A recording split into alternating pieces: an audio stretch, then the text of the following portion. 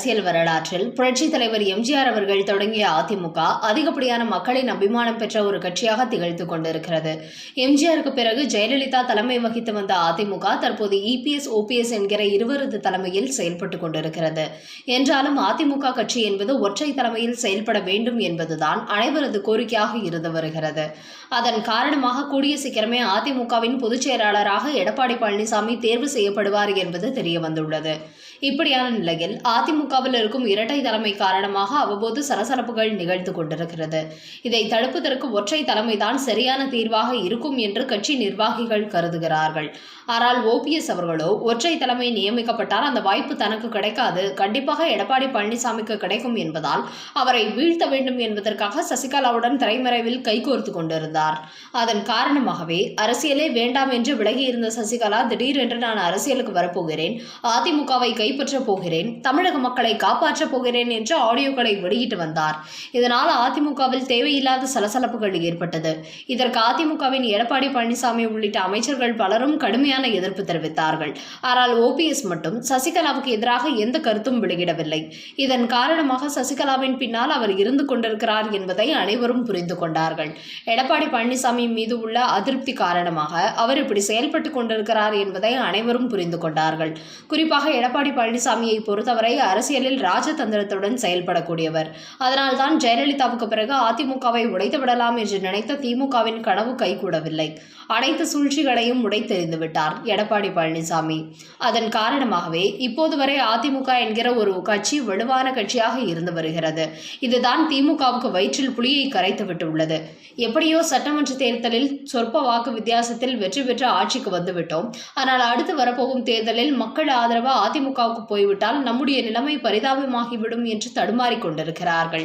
இந்த நிலையில் சசிகலாவின் கொட்டத்தை அடக்க வேண்டும் என்பதற்காக ஓபிஎஸ்ஐ அழைத்துக் கொண்டு டெல்லி சென்ற எடப்பாடி பழனிசாமி அவர்கள் விஷயத்தை பிரதமர் மோடியிடம் சொல்லி அந்த சலசலப்புக்கு ஒரு முற்றுப்புள்ளி வைத்தார். அதன் பிறகுதான் சசிகலாவுடன் உறவை நிறுத்திக் கொண்ட ஓபிஎஸ் முதன்முறையாக அதிமுகவை எந்த சக்தியாலும் அளிக்க முடியாது, கைப்பற்ற முடியாது என்று அதிரடி அறிக்கை வெளியிட்டார் ஓபிஎஸ். அந்த அளவுக்கு டெல்லியில் பிரதமர் மோடி எடப்பாடி பழனிசாமி முன்னிலையில் அவரிடத்தில் நடத்திய பேச்சுவார்த்தைக்கு பிறகு இப்படி மனம் மாறினார் ஓபிஎஸ். அதன் பிறகுதான் சசிகலா சத்தமில்லாமல் அடங்கி போயிருக்கிறார். அந்த அளவுக்கு எந்த விஷயமாக இருந்தாலும் அடாவடியாக இறங்காமல் ஆழ்ந்த யோசனை செய்து அந்த பிரச்சனைகளை சரியாக தீர்க்கக்கூடியவர்கள் எடப்பாடி பழனிசாமி.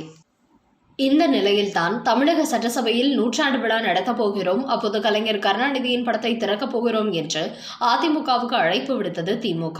ஆனால் எடப்பாடி பழனிசாமி அதை ஏற்கவில்லை. ஜெயலலிதாவின் படத்திறப்பு விழாவுக்கு திமுகவினர் வரவில்லை. அதனால் கருணாநிதியின் படத்திறப்பு விழாவில் நாங்களும் கலந்து கொள்ள மாட்டோம் என்று தனது நிலைப்பாட்டை வெளிப்படுத்தினார். அதோடு அதிமுக என்பது திமுகவுக்கு எதிரான அரசியல் செய்து கொண்டிருக்கிறது.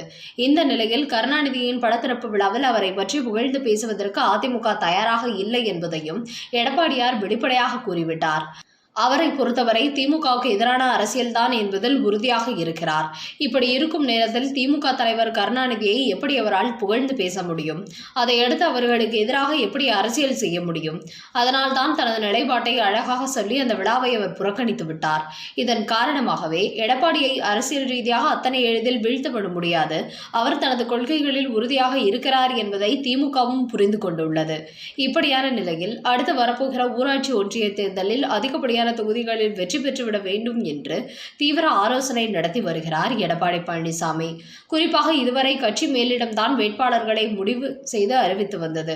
ஆனால் இப்போது எடப்பாடி பழனிசாமி ஊராட்சி ஒன்றிய தேர்தல் நடைபெறும் 9 மாவட்டங்களில் நிர்வாகிகளையும் அழைத்து அவர்களிடத்தில் கருத்து கேட்கிறார்.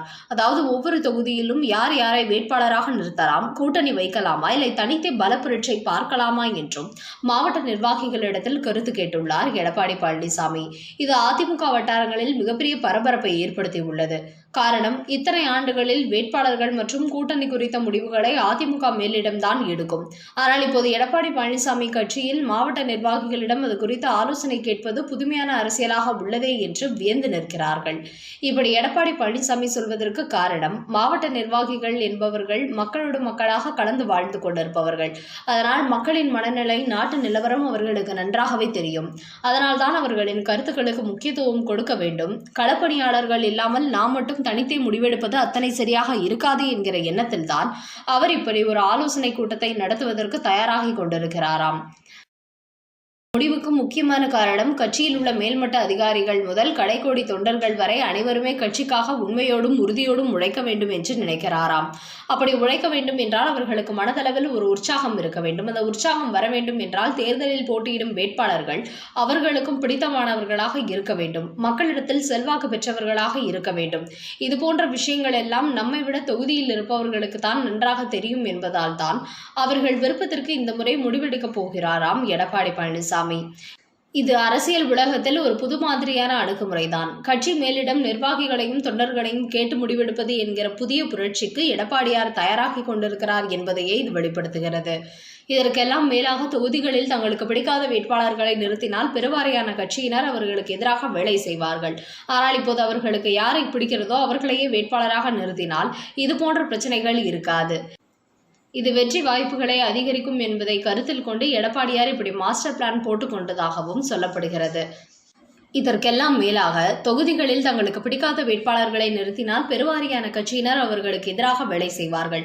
ஆனால் இப்போது அவர்களுக்கு யாரை பிடிக்கிறதோ அவர்களையே வேட்பாளராக நிறுத்தினால் இது போன்ற பிரச்சனைகள் இருக்காது. இது வெற்றி வாய்ப்புகளை அதிகரிக்கும் என்பதை கருத்தில் கொண்டு எடப்பாடியார் இப்படி மாஸ்டர் பிளான் போட்டுக் கொண்டதாகவும் சொல்லப்படுகிறது. அதோடு இப்படி உங்கள் விருப்பத்திற்கு வேட்பாளர்களை நிறுத்துவதால் கண்டிப்பாக வெற்றி பெற்று காட்ட வேண்டிய பொறுப்பு உங்களுக்கு உள்ளது என்பதையும் நீங்கள் கருத்தில் கொள்ள வேண்டும் என்று மாவட்ட நிர்வாகிகளிடம் தெரிவித்திருக்கும் எடப்பாடி பழனிசாமி அவர்கள் திமுகவை பொறுத்தவரை ஊராட்சி மன்ற தேர்தலில் கடந்த மக்களவைத் தேர்தலை போன்ற பெருவாரியான தொகுதிகளில் வெற்றி பெற்றுவிட வேண்டும் என்கிற வியூகம் தீட்டிக் கொண்டிருக்கிறது. அதனால் அதை முறியடிக்க வேண்டும் என்பதற்காகத்தான் எடப்பாடி பழனிசாமி அவர்கள் தற்போது தனது கட்சியின் மாவட்ட நிர்வாகிகள் உள்ளிட்ட அனைத்து நிர்வாகிகளிடமும் கலந்து ஆலோசித்து ஒரு சரியான முடிவை எடுத்திருக்கிறார். எடப்பாடியின் இந்த அதிரடி முடிவு அரசியல் வட்டாரத்தை அதிர வைத்திருக்கிறது. இந்த செய்தியை பற்றிய உங்களது கருத்துக்களை கமெண்ட் பண்ணுங்க. செய்திகள் பிடிச்சிருந்தா லைக் பண்ணுங்க, ஷேர் பண்ணுங்க. அப்படியே நம்ம சேனலை மறக்காம சப்ஸ்கிரைப் பண்ணுங்க. தேங்க்யூ.